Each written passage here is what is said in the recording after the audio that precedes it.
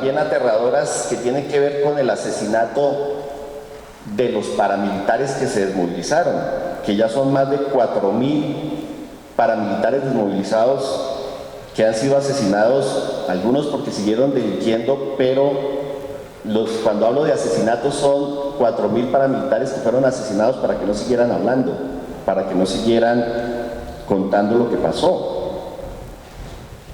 Y póngale atención a esta cifra que me da la Policía Nacional, que es aterradora.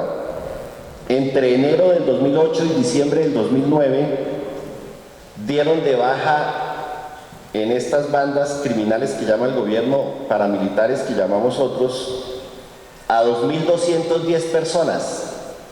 Y saben, en ese periodo de enero del 2008 a diciembre del 2009, de esos 2.210 personas que fueron dadas de baja, 42% eran desmovilizados. Es decir, en operaciones contra bandas criminales en ese periodo, el 42% de los muertos, según la Policía Nacional, eran paramilitares. Es decir, que esto prueba que realmente el proceso de justicia y paz fue un fracaso. Yo no sé si el país sabe que de los 4.408 miembros de los paramilitares postulados a Justicia y Paz, recordemos que fueron más de 31.000, pero solo se postularon 4.408, 2.538, es decir, el 58% de los postulados a Justicia y Paz fueron excluidos de Justicia y Paz porque se comprobó que seguían delinquiendo. Es decir, esas son cifras totalmente evidentes de que estos paramilitares siguieron actuando. Si tuvieron que ser excluidos precisamente porque siguieron cometiendo delitos. Nunca se investigó las compulsas de copias sobre los otros responsables con el paramilitarismo y que no se podían investigar en Justicia y Paz. 15.737 compulsas de copias, 1.311 sobre políticos, 1.228 sobre miembros de la fuerza pública, investigaciones que no se han dado. 11 años para que se produzcan 33 condenas en Justicia y Paz. Todo eso refleja el fracaso de este proceso de desmovilización y de falsa desmovilización que tuvieron los paramilitares en el país. La Procuraduría nos informó que tiene 519 procesos disciplinarios contra funcionarios públicos por vínculos con paramilitares. Y ahí están los cuadros, las cifras de contra qué tipo de funcionarios, contra miembros de alcaldías, contra gobernaciones, contra miembros de asambleas y consejos, contra el Congreso de la República, contra el Ejército, la Armada, la Policía, etcétera. Pero la Procuraduría no hace nada realmente eficaz. La mayoría de las investigaciones están en preliminares, están archivadas, y la Procuraduría no se ha ocupado de investigar esas compulsas de copias a que hacía referencia, y la Procuraduría lo que ha hecho es atacar el proceso de paz y atacar la restitución de tierras. ¿O han visto ustedes a Ordóñez en alguna campaña para desmontar los grupos paramilitares en las bandas criminales? Entonces, no solamente es un problema de que el Ministerio de Defensa y la Policía nieguen la existencia del problema, sino que también la Procuraduría no hace nada, no investiga a estos grupos. De otro lado, yo insisto en que la Fiscalía tampoco investiga en contexto todas las dimensiones del fenómeno del paramilitarismo. No investiga en contexto el tema de la política, los nexos que tienen estos grupos con los políticos. Lo hemos manifestado varias veces en este Congreso.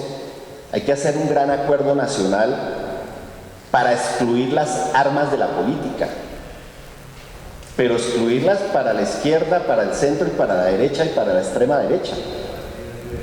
Nadie puede seguir utilizando armas en este país para hacer política si vamos a transitar a un escenario de posconflicto. Y le hemos dicho a la Fiscalía que investigue la financiación de los grupos paramilitares en Colombia, que no es solamente una financiación ilegal, no es solamente el narcotráfico, la minería ilegal, es también la minería ilegal, es también las multinacionales, son también los empresarios, son también los presupuestos públicos, los que terminan en muchas regiones donde el Estado está cooptado por estas estructuras paramilitares, con sus políticos, con sus alcaldes, con sus concejales, que están utilizando sus dineros públicos para financiar estas bandas. La Fiscalía no investiga la dimensión de la alianza, la connivencia entre los grupos paramilitares y el ejército y la policía. ¿Por qué cuando hicieron el paro del clan Úsuga se acuarteló el ejército y la policía y permitió el paro? Pues porque hay muchos miembros en el ejército y la policía que están en contra del proceso de paz y el clan Úsuga está en contra del proceso de paz. Y hubo una connivencia. ¿Por qué yo en plenaria de este Congreso le pedí cuentas al Centro Democrático que le aclarara al país por qué convergieron, hubo una convergencia entre el paro armado del clan Úsuga y la movilización legítima y pacífica del 2 de abril? ¿Y por qué el clan Úsuga, a través de grabaciones de comandantes paramilitares, convocó a la marcha del 2 de abril, situó buses, hablaba de 100 buses en no sé dónde, 50 buses en tal parte, refrigerios? ¿Por qué las Águilas Negras sacaron panfletos convocando a la marcha del 2 de abril? Y eso nadie lo investiga. Entonces, quiero con esto señalar que la Fiscalía no cumple con esa función de investigar. Entonces aquí no es solamente un problema del Ministerio de la Defensa, de los comandantes del Ejército que dicen que no tienen mecanismos legales, sino que hay una inacción de la Procuraduría, de la Fiscalía, de la Contraloría. Y nosotros no estamos haciendo este debate porque consideremos que haya que darle estatus político a las bandas criminales, porque aquí también hay un proyecto de ley del cual yo voy a solicitar el archivo, donde se está diciendo que hay que darle estatus de derecho internacional humanitario y no sé qué a las bandas criminales. Pareciera que el ejército y la policía, el Ministerio de la Defensa o algunos sectores de la extrema derecha de este país pretenden que se acabe la guerra con las FARC y el ELN y seguir en una tercera guerra contra los paramilitares para justificar los erarios públicos, la militarización del país y para que no pare la guerra. Por supuesto que nosotros estamos reclamando el monopolio de las armas en cabeza del Estado.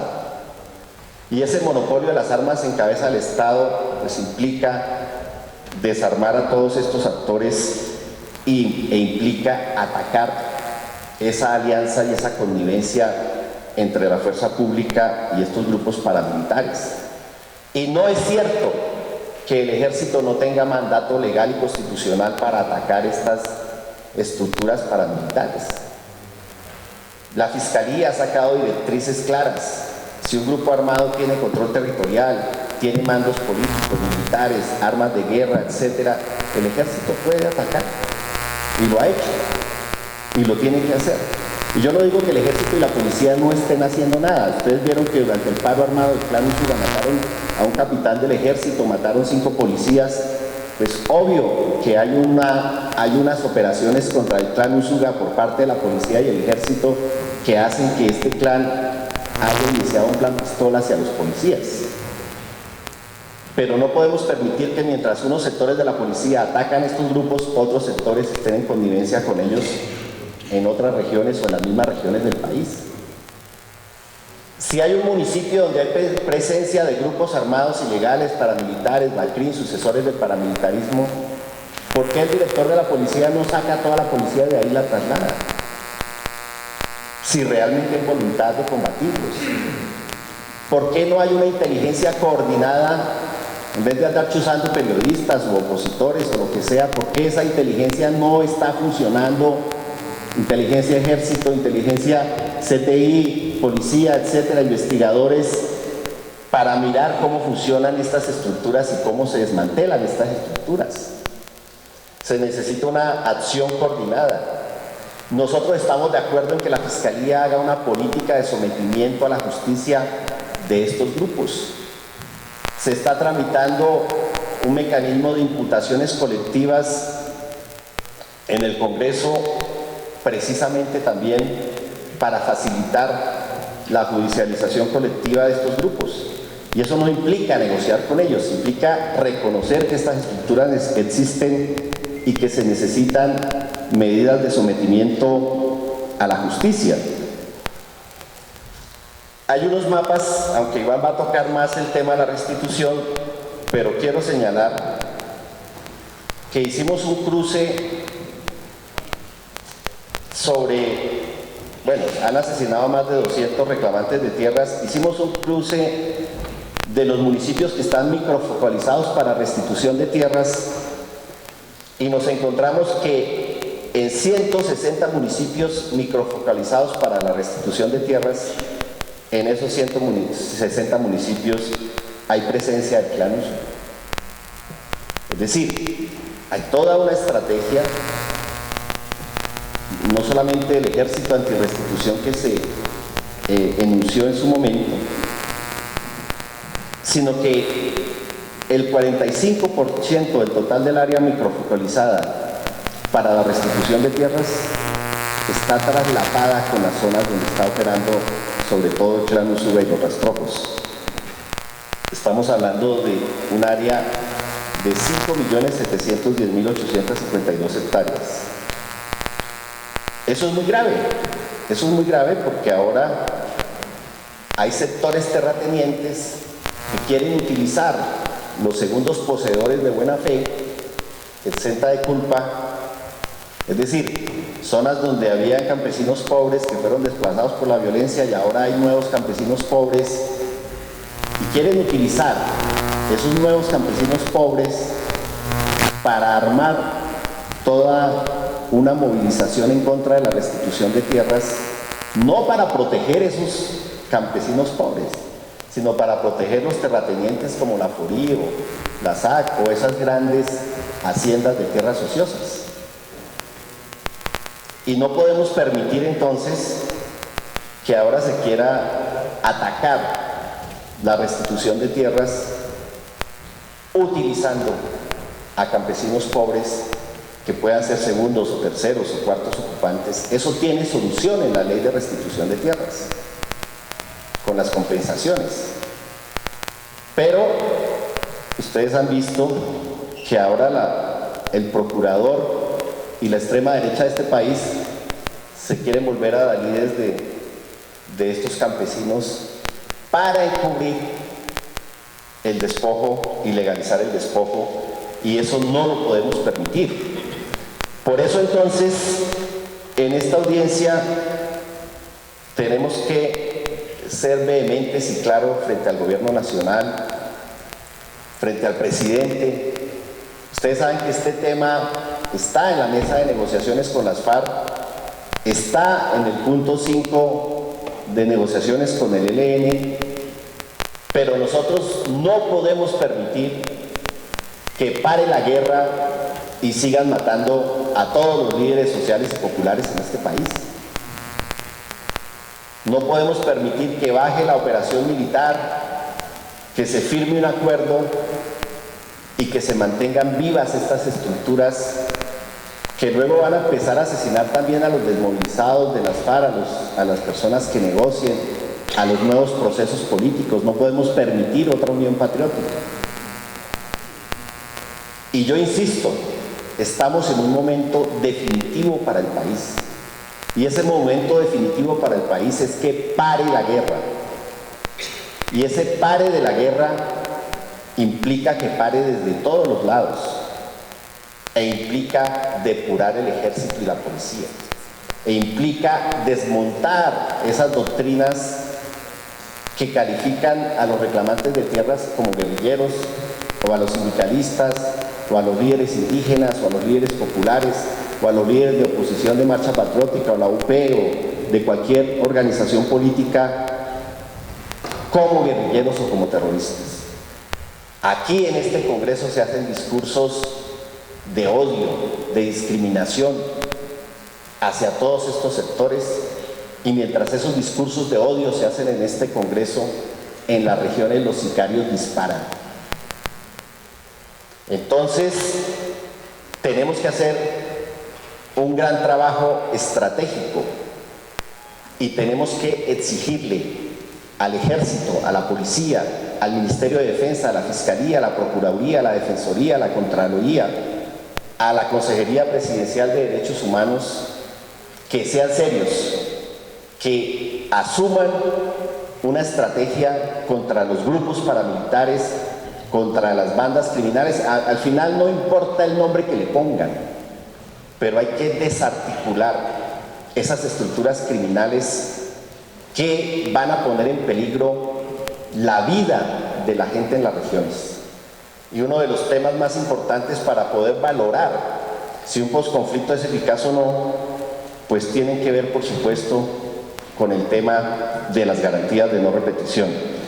Entonces, felicitamos a todas las organizaciones que mencioné por ser valientes, porque es valiente venir acá a decirle a los colombianos por televisión, a decirle a las autoridades por televisión, a decirle al país en su conjunto que tenemos que desmontar estas estructuras.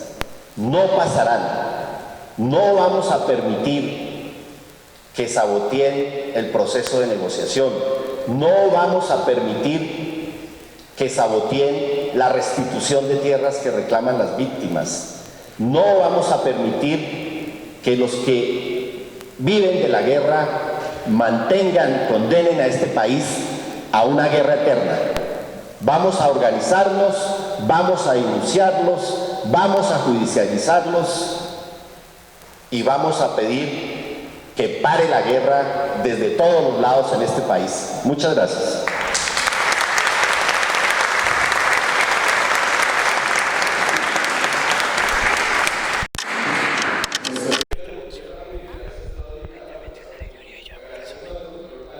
Me avisas. Bueno, acabo de pasar la intervención del representante de la Cámara, Alirio Uribe, el cual nos arrojó un contexto bastante desolador en la realidad que está viviendo el país con relación a las estructuras paramilitares que no dejaron de existir, que por el contrario continúan operando en distintos corregimientos y municipios del país. El movimiento social exige hoy garantías de no repetición.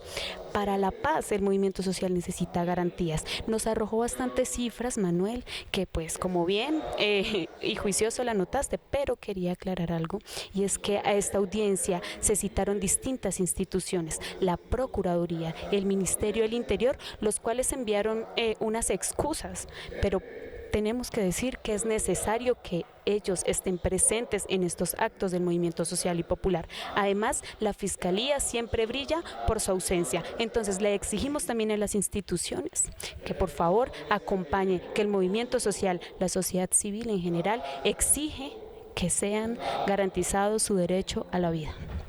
Así es, Paz. Es lamentable que el Estado promulgue un apoyo completo hacia la paz, que diga que se está combatiendo el paramilitarismo, cuando sus instituciones, en una audiencia pública donde la sociedad civil trata estos temas tan delicados, no aparece. No aparece la Fiscalía, no aparece la Procuraduría, no aparece el Ministerio del Interior. Es decir, ¿cuál es el verdadero interés de estos organismos del Estado para combatir el fenómeno paramilitar que persiste en el país?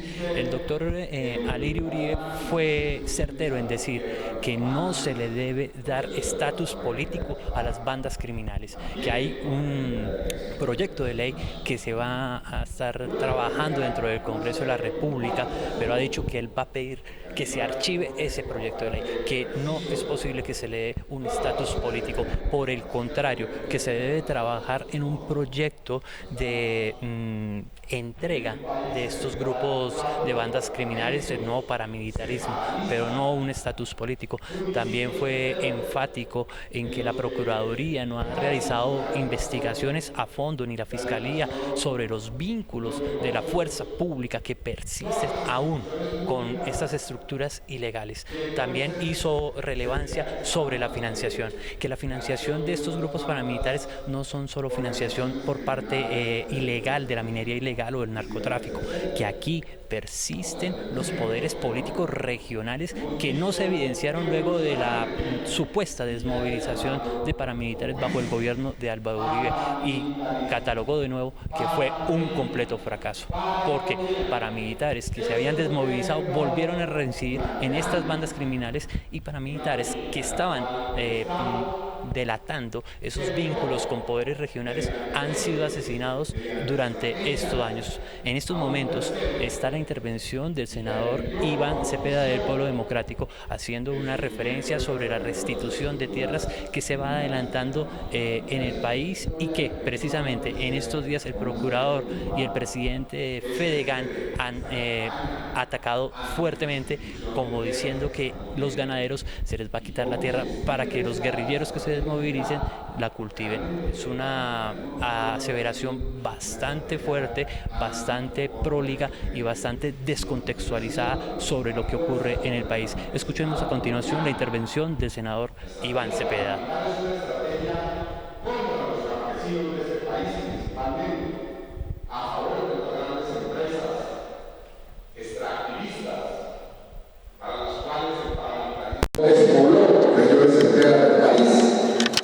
Para señores de la tierra que hoy tienen el descaro de hablarle al país de que son víctimas de la restitución. Bueno, vamos a referirnos brevemente a esta estrategia anticampesina que estamos viendo, porque ha sido objeto de muchos debates. Yo hice aquí primero en la Cámara varios debates sobre el asunto, y quiero mencionar simplemente uno de los primeros temas que presenté con relación a una declaración que hizo un señor paramilitar, Jaime Castillo Peralta, alias Pitirri, que a mí me pareció sintetizada de manera magistral en qué consistía esta estrategia. Ese señor dijo ante una autoridad judicial la siguiente frase: unos venían matando, otros venían comprando y otros venían legalizando. Esa es la magistral definición de un paramilitar de toda la estrategia de usurpación de tierras que ha habido en los últimos años en Colombia. Unos venían matando, sí señor, unos venían cometiendo las masacres en Montes de María, la masacre de Chengue, la masacre del Salado, mientras poco tiempo después aparecían los compradores, los primeros compradores. Nosotros nos tomamos el trabajo de hacer la radiografía de cómo fuese todo ese testaferrato de tierras para que al final la empresa Argos terminara con las tierras de los campesinos de Montes de María, o cómo lo hicieron en Puerto López los señores Carranza. Y hoy nos han dado la razón, después de muchos ires y venires judiciales. La empresa Argos ha sido considerada por un juez no como un tercero comprador de buena fe, desprovisto de culpa, sino como uno que estuvo involucrado en la compra de tierras untadas de sangre de los campesinos de los Montes de María. Y después de la compra venía la legalización, lo que hemos venido viendo, todos esos esfuerzos, 5 leyes para aprobar las CIDRES al final, para aprobar las medidas que le limpien las manos a quienes saben que compraron las tierras, repito, untadas de sangre de los campesinos. Bueno, muy bien, el señor Pitirri nos dijo en qué consistía la estrategia, pero hoy estamos ante una cuarta fase, la fase antirrestitución de tierras. Eso es lo nuevo. Lo nuevo lo dijo hace unos días el jefe de esa estrategia, el señor Álvaro Uribe Vélez, y dijo que ahora la ley de víctimas está provocando víctimas. Que las nuevas víctimas de este país son los que tienen millones de hectáreas. Los ganaderos que tienen 38 millones de hectáreas, óigase bien esa cifra.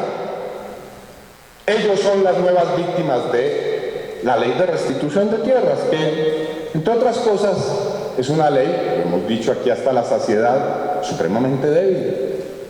En todo este tiempo que llevamos, hay solamente 1.638 sentencias, 185.000 hectáreas cubren esas sentencias.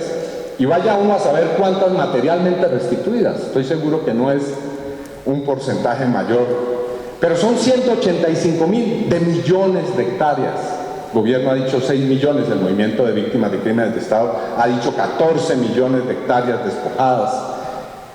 Después de toda esta estrategia de matar, comprar, legalizar las tierras de los campesinos colombianos. Y de esas sentencias se dice que el 60% de las tierras que han sido objeto de esas sentencias de la justicia agraria, el 60% fueron despojadas por paramilitares y el 19% fueron parte de tierras abandonadas en medio del conflicto armado. Así que no se conoce la historia del despojo en Colombia. No tenemos todavía los elementos de memoria histórica para entender en qué ha consistido, cómo ha operado en todos sus detalles la paraeconomía agraria en este país. Y eso, ese proceso incipiente, ese proceso que comienza a dar algunos ejemplos puntuales, es lo que tiene realmente incómodo, molesto y atemorizado a ese establecimiento latifundista, terrateniente que ha vivido de las tierras de los campesinos de Colombia. Y es lo que estamos entonces ahora viendo, esta nueva fase y esta estrategia, y con esto voy a concluir porque es muy importante que nos ilustren aquí sobre lo que está pasando en las regiones, cada uno de los compañeros. Hemos traído una gráfica para mostrar un poco de qué estamos hablando en la última etapa, es decir, estos discursos del señor procurador, que aparece ahora como el gran defensor de los ladrones de tierras y como precisamente el enemigo de los campesinos, pues tiene que ver con lo que estamos viendo en estas reuniones que se están haciendo en poblaciones como San Alberto y como San Ángel, en departamentos como Magdalena y como Cesar. Podríamos aumentar la imagen, la resolución de la imagen para que la podamos observar bien. Bueno, es esto. Se ve mejor allá. Bien. 2007, asesinan en el recuadro de la esquina a mi derecha, perdón, a mi izquierda, a la líder campesina Yolanda Izquierdo. Y aparece en escena el cartel de los hermanos Castaño, del Fondo Ganadero de Córdoba, la señora Sor Teresa Gómez. Y comienza el asesinato, como lo mencionó Alirio, de decenas de líderes campesinos y de víctimas de restitución de tierras, o de la lucha por la restitución de tierras. En 2012 aparece en Cesar el ejército, el llamado Ejército Antirrestitución de Tierras. Efectivamente es el nombre de todas esas estructuras que están pasando, que están actuando en esas regiones. 2014 aparece la Asociación de Víctimas de Restitución de Tierras en San Alberto y en Sabana de Torres. 2015 la señora Fernanda Cabal, hace unos meses aquí en estos recintos, hizo un debate para decir que la estrategia de restitución de tierras era ni más ni menos que la estrategia de las FARC para tomarse el país y para entregarle las tierras a falsas víctimas. Y 2016 hemos venido viendo todas estas reuniones que están promoviendo el procurador, el señor José Félix Laforí, los señores exparamilitares. Esa fue la denuncia que hicimos esta semana aquí en el Congreso. Esas reuniones están siendo promovidas por exparamilitares que están financiando las reuniones en las que aparece el señor procurador echando discursos contra la restitución de tierras. Hablamos de los señores Castro, entre ellos el señor César Augusto Castro, alias Tuto Castro, del señor Severini, Hernando Severini, quien es ni más ni menos que lugarteniente del señor Jorge 40, y de otros clanes que actúan con los paramilitares o que han actuado con los paramilitares.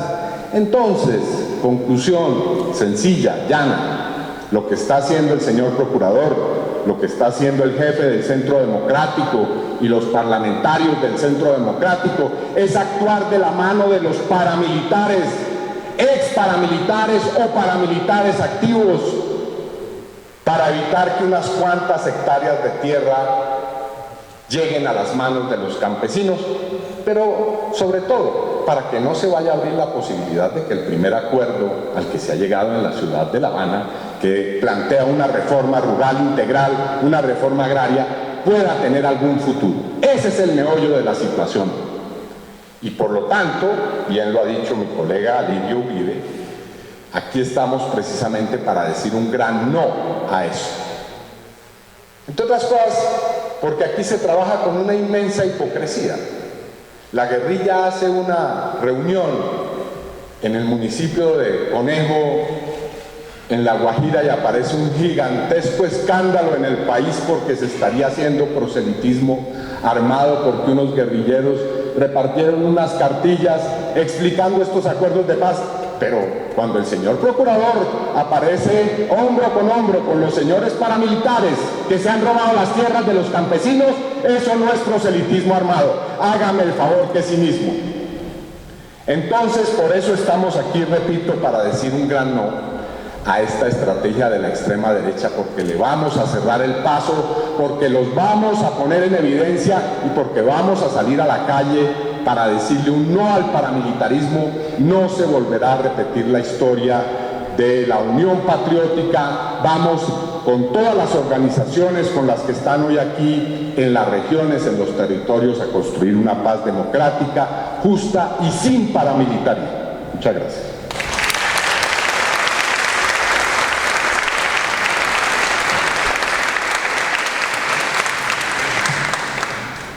El Estado delegó mediante leyes estrategias a un tercero y auspició el nacimiento del paramilitarismo. Agradecemos la participación del doctor Iván Cepeda. Recordamos que en las redes sociales tenemos el hashtag #SonParasNovaCrim y le damos la bienvenida a los miembros de la Comisión Nacional de Marcha Patriótica, Diana Nocua, y el vocero nacional de Marcha Patriótica, David Flores.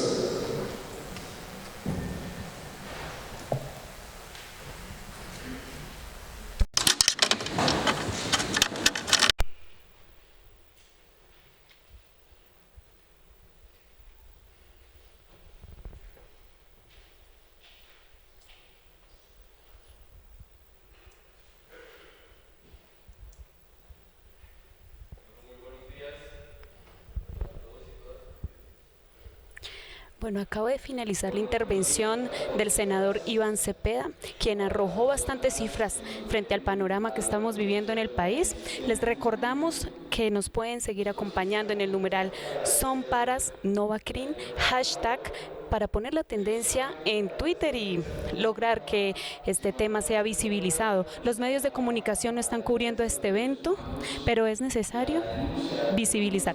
Por eso les recordamos que estamos la Alianza de Medios por la Paz, entre los que se encuentran REMA, Prensa Rural, Noticiero Barrio Adentro, Colombia Informa y Contagio Radio. Así es, Paz. La intervención del senador Iván Cepeda ha sido enfocada sobre la restitución de tierras, como lo decíamos anteriormente.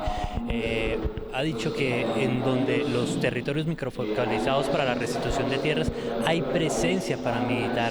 es decir, que no hay garantías para los campesinos para que retornen a sus tierras. También ha hecho una reflexión sobre el papel que juega nuevamente la Procuraduría General de la Nación, alentando con mensajes que desinforman a la sociedad civil. En estos momentos interviene el vocero nacional de Marcha Patriótica, David Flores, para hacer también un pequeño resumen y un panorama sobre lo que está viviendo el movimiento social Marcha Patriótica en las regiones con el fenómeno del paramilitarismo. Paz, Marcha Patriótica, ¿cómo ha visto el fenómeno del paramilitarismo en las regiones? Bueno, las distintas organizaciones campesinas que tienen su trabajo en las regiones están bastante atemorizadas y exigen al gobierno garantías de no repetición, garantías de no volver a vivir un genocidio como el de la Unión Patriótica. Además sueltan una cifra donde se dice el 66% de los delitos o derechos vulnerados en el país en contra de defensores y defensoras de derechos humanos se han cometido por el paramilitarismo, además en congruencia con algunos agentes del Estado, Manuel. Entonces la Marcha Patriótica y distintos movimientos sociales como lo son Congreso de los Pueblos, el Movice, están exigiendo en este momento que el Estado se pronuncie y que reconozca que no son BACRIM, son paramilitares. Y cabe resaltar que han llegado últimamente bastantes amenazas, Manuel, a distintos líderes sociales. Entonces, es una realidad que exige que el Estado, y más en medio de un proceso de paz, tome medidas contundentes en contra de estos escuadrones de la muerte que no están reapareciendo, realmente nunca desaparecieron, pues después de la movilización, de la desmovilización de los paramilitares con la Ley de Justicia y Paz, lo que vimos fue una total impunidad frente a las víctimas y frente a los jefes paramilitares que se extraditaron, no dijeron nada. Entonces, pues se está exigiendo en este momento garantías de no repetición. Así es, también esta audiencia se daba con un nuevo contexto y es el reciente paro armado que hicieron estas bandas criminales en diferentes zonas del país, y una de las preguntas que se ha hecho en este recinto: ¿por qué durante el paro armado hubo acuartelamiento de las fuerzas militares y de la Policía Nacional? ¿Por qué no se actuó contra estas bandas? Escuchemos a continuación la intervención del vocero nacional del Movimiento Social y Político Marcha Patriótica, David Flores.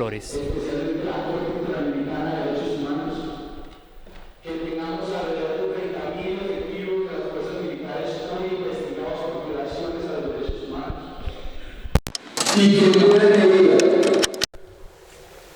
sectores importantes de las fuerzas oficiales identifiquen a las organizaciones sociales, a los sindicatos, a los partidos políticos alternativos, a los homosexuales, a los negros, a los afros y a todas las personas que expresan una diversidad del conjunto y a lo largo y ancho del país como sus enemigos.